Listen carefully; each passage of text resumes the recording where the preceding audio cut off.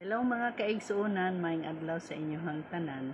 Kita bitaw usahay, mawad-an ba gyud ta? Walay bugas, walay kwarta usahay, walay ipamiliti. Mawad-an ta oy. Pero mo istorya ta sa Ginoo, moingon ta Lord, wala na jud mi bugas, wala na jud koy kwarta, wa koy pamiliti, mao na lang ni Ginoo. Matingala lang ka masulbad ra gihapon. Dili man ta magsalig sa tao, sa Ginoo ra gyud ta magsalig. Nag-ingon bitaw dinhi sa Hebrews 13:6.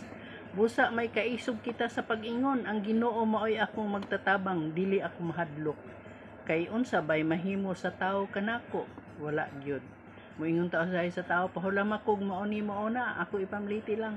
Wala po'y kwarta. Pero moingon ta sa Ginoo, Lord, mo na lang gini akong kwarta.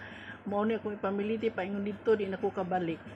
Matingala na lang ka nga maabot ang kwarta para sa imuha. So pasalamati kay gikan to sa Ginoo. Dili to asa gikan. Ayaw na pangutana kundi pasalamati nakato siya gikan to sa Ginoo. So maura to, salamat kaayo sa pagpaminaw. God bless.